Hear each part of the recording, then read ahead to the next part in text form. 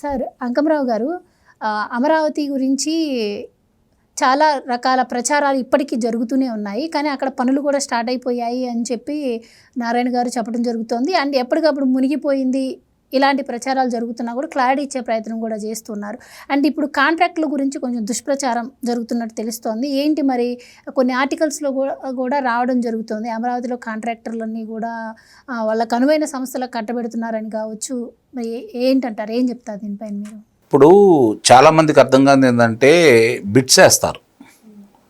మేము పలానా పనులు మొదలు పెడుతున్నాం, మీరు వచ్చి పాల్గొనండి.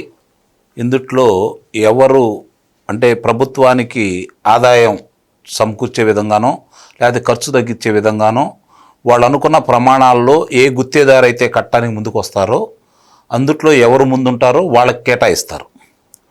ఇప్పుడు కూడా జరుగుతుంది అది. ఇప్పుడు వీళ్ళకి చెప్పిన వాళ్ళందరికి కానీ మాట్లాడే వాళ్ళందరికి కానీ చాలా కాంట్రాక్ట్ సంస్థలు ఉన్నాయి. వాళ్ళు ఎవరైనా ఇందులో పాల్గొన్నారా? ఇప్పుడు వీళ్ళు ఎవరైతే ప్రభుత్వం ఇచ్చిన కాంట్రాక్టర్లకు సంబంధించి వాళ్ళకంటే తక్కువలో కడతాము అంటే వాళ్ళని కాదని ఈ ప్రభుత్వం ఇచ్చిందా చెప్పమనండి. ఇక్కడ వాళ్ళకి బాధ ఏందంటే అమరావతి పూర్తి అయిపోతే అది చంద్రబాబు నాయుడు గారి పేరు వస్తుంది. ఇక్కడ చంద్రబాబు నాయుడు గారి పేరు వచ్చేదానికంటే కూడా విశ్వనగరంగా అది వెలుగొందిద్ది. ప్రపంచంలోనే ఈరోజు హెరిటేజ్ నగరాల్లో దాన్ని రూపకల్పన చేసినప్పుడే దాని యొక్క అంటే ఎట్లా తయారు కాబోతుంది ఈ నగరం అని చెప్పిన బ్లూ ప్రింట్ తయారు చేసుకున్న దానికి దాన్నే హెరిటేజ్ నగరంగా గుర్తించారు అమరావతిని. ఇది గమనించుకోవాలి. ప్రపంచంలో కాలుష్య రహిత నగరంగా తీర్చిదిద్దబోతున్నారు దాన్ని. అలాగే ఈరోజు వరదల గురించి ముప్పు గురించి మాట్లాడుతున్నారు కదా. 29 గ్రామాలకు సంబంధించి వాళ్ళు ఈ నగరానికి అమరావతి అంటే రాజధాని కోసం ఇచ్చారు, భూములు కేటాయించి ఇచ్చారు. అంటే 29 గ్రామాలు ఇంకా అక్కడే ఉన్నాయి కదా. ఏ ఒక్క గ్రామానికైనా ఈయన ఏమన్నా ఒక్క బిస్కెట్ మొక్కో లేకపోతే ఒక బ్రెడ్ మొక్కో లేకపోతే ఒక పాల ప్యాకెట్టో ఒక మంచినీళ్ళో పడవలో వేసుకుని వెళ్ళి ఇచ్చారా వీళ్ళు మాట్లాడేవాళ్ళు ఎవరైనా సరే? ఆ 29 గ్రామాలు రాకపోకలకు ఏమైనా అంతరాయం జరిగిందని చెప్పిన వాళ్ళ ప్రసార మాధ్యమంలో ఎక్కడన్నా చూపించారా చెప్పమానండి. ఈ రోజు వరకు కూడా మామూలుగా నిర్మాణాలు చేపట్టేటప్పుడు గోతులు తీసేటప్పుడు నీళ్ళని నిలబట్టడం అనేది సర్వసాధారణం. ఇప్పుడు మామూలుగా మనం ఇల్లు కట్టుకునే కాడే చుట్టూ కనుక నీరుంటే దాన్ని ఎత్తి తోలుపోసుకుంటూ ఉంటాం ఇల్లు కట్టుకునే కాడే.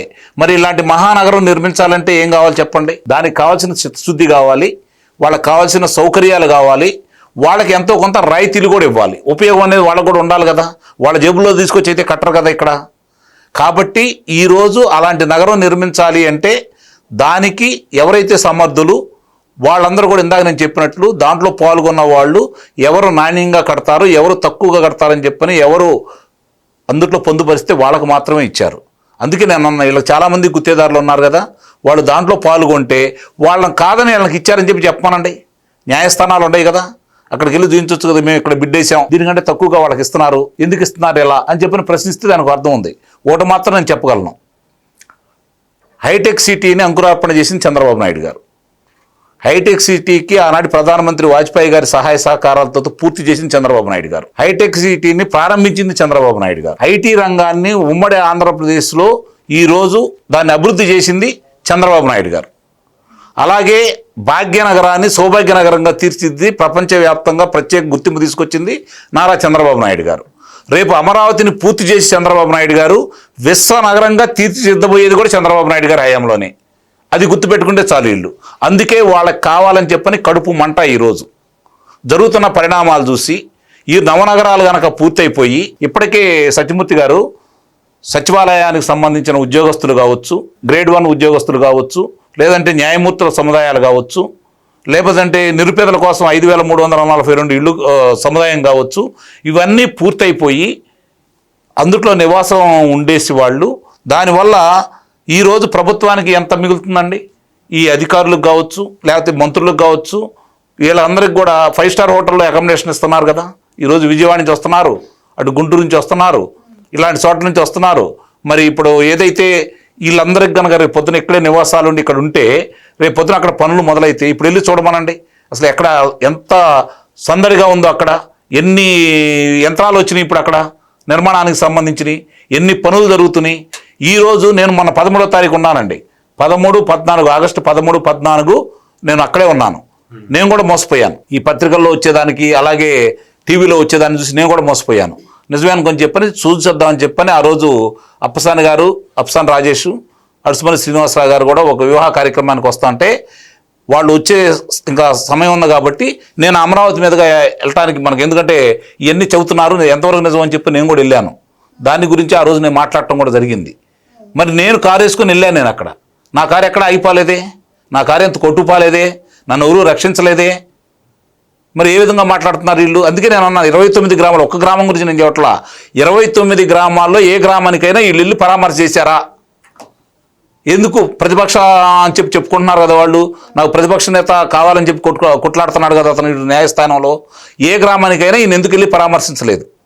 పోనీ వాళ్ళ నాయకులు వెళ్ళారా? ఇతను కాకపోతే గ్రామస్థాయి నాయకులు ఏమైనా చెప్పారా? చిత్రీకరిస్తారు కదా, వాళ్ళ చేతిలో ప్రసార మాధ్యమం అయితే ఉంది కదా, వాళ్ళకి అనుబంధ ప్రసార మాధ్యమాలు ఉన్నాయి కదా, దాంట్లో ఒక్క దాంట్లో చూపించమనండి. ఈరోజు నిర్మాణాలు ఆ రోజు ఆలస్యమైన మాట వాస్తవమే. ఎందుకంటే న్యాయస్థానానికి వెళ్ళింది ఎవరు? ఆళ్ళ రామకృష్ణారెడ్డి. ఆళ్ళ రామకృష్ణారెడ్డి ఎవరు? మంగళగిరి శాసనసభ్యుడు. వాళ్ళందరూ వెళ్ళారు, ఆలస్యం చేశారు, అనుమతులు వచ్చినాయి, పర్యావరణం నుంచి అనుమతులు వచ్చినాయి. అనుమతులు తీసుకొని రూపకల్పన చేసుకోవడానికి 2018 దాకా పట్టింది. సంవత్సరంలోనే నా మహానగరం పూర్తయిపోయితే ఈ ఇల్లు కట్టడానికి ఎన్నాళ్ళు పట్టింది? ఇవన్నీ కూడా చెప్పుకోవడానికి, బురద జల్లడానికి చాలా మాట్లాడుకోవచ్చు, కానీ వాస్తవ పరిస్థితులు ఏంటి అక్కడ? ఈరోజు నిర్మాణాలు ఏ విధంగా జరుగుతుంది, దానివల్ల ఉపయోగాలు ఏంటి? రాజధాని అసలు ఎందుకు కావాలి? ఆ విషయం తెలుసా వీళ్ళకి? అసలు రాజధాని ఎందుకు కావాలనే విషయం వాళ్ళకి తెలుసా? ఈరోజు అటు 6 జిల్లాలకి ఇటు 6 జిల్లాలకి మధ్యలో ఉన్నటువంటి ఏకైక ప్రాంతం అమరావతి. అటు 6 జిల్లాలకి ఇటు 6 జిల్లాలకి ఎంత సౌకర్యవంతంగా, ఎంత సౌలభ్యంగా ఉంటుంది. అటు కానీ ఇటు కానీ వచ్చే వాళ్ళకి బాగా ఎక్కువగా వస్తే 8 గంటలే కదండి. అటు అనంతపురం జిల్లా వాళ్ళు కావచ్చు, లేకపోతే శ్రీకాకుళం నుంచి వచ్చేవాళ్ళు కావచ్చు, వాళ్ళకి లేని ఇబ్బంది. ఆ రోజు మీరు 3 రాజధానులు అంటే మిమ్మల్ని ముడి మీద దన్నారు. ఇదే ప్రజలు కదా, ఇదే ప్రాంతం కదా. నీకు 49 స్థానాలు ఇచ్చారు, 52 స్థానాలు ఉన్నటువంటి రాయలసీమలో. నువ్వు కర్నూలులో న్యాయ రాజధాని ఏర్పాటు చేస్తానంటే అంతకుముందు నీకు 49 స్థానాలు ఇచ్చారు, నిన్న 7 స్థానాలు ఇచ్చారు. అయినా సరే వాళ్ళకి మార్పు రాలేదు. అలాగే ఉత్తరాంధ్రకు వచ్చేతలకి 34 స్థానాలు, 34 స్థానాల్లో 2 స్థానాలు ఇచ్చారు వాళ్ళకి. మరి ఇవన్నీ ఇప్పుడు గతంలో 6 ఇచ్చింది తెలుగుదేశానికి, నీకు 6 స్థానాలు కూడా ఇవ్వలేదు. అంటే నీ మాట వాళ్ళు నమ్మలేదు. అమరావతి ఏకైక రాజధాని అని చెప్పిన వాళ్ళు ఒక నిర్ణయానికి వచ్చేసారు. నువ్వు చూస్తూ ఉండు, మీరందరూ ఏడుస్తూనే ఉంటారు. అమరావతి పూర్తయిపోయింది, చంద్రబాబు నాయుడు గారు ప్రధానమంత్రిని తీసుకొచ్చేస్తారు. ప్రపంచంలో ఏ ముఖ్యమంత్రి సాధించలేనిది అమెరికా అధ్యక్షుడిని తీసుకొచ్చారు ఆ రోజు చంద్రబాబు నాయుడు గారు. బిల్ గేట్స్ గారిని తీసుకొచ్చారు. రేపొద్దున అట్లాంటి వాళ్ళని తీసుకొని వస్తారు, వాళ్ళు పరిగెసుకుంటూ వస్తారు. ఈరోజు ఏఐ కావచ్చు, క్వాంటమ్ వ్యాలీ కావచ్చు, వీటికి సంబంధించిన ఈరోజు కళ్ళ ముందు కనపడతానే ఉన్నాయి. కాబట్టి వాళ్ళ ఏడుపులే వీళ్ళకి దీవెనలు. నిస్సందేహంగా కూడా ఎన్ని అడ్డంకులు ఎదురైనా సరే అమరావతి పూర్తి చేస్తారు, ప్రపంచ ప్రఖ్యాతిగాంచింది. అక్కడ పనులు మొదలైపోయిన తర్వాత, యువతకు ఉద్యోగ అవకాశాలు వచ్చిన తర్వాత 11 స్థానాల నుంచి 1 స్థానం కూడా రాదని అయితే నేను చెప్పగలను. Please subscribe to Leo news for more videos.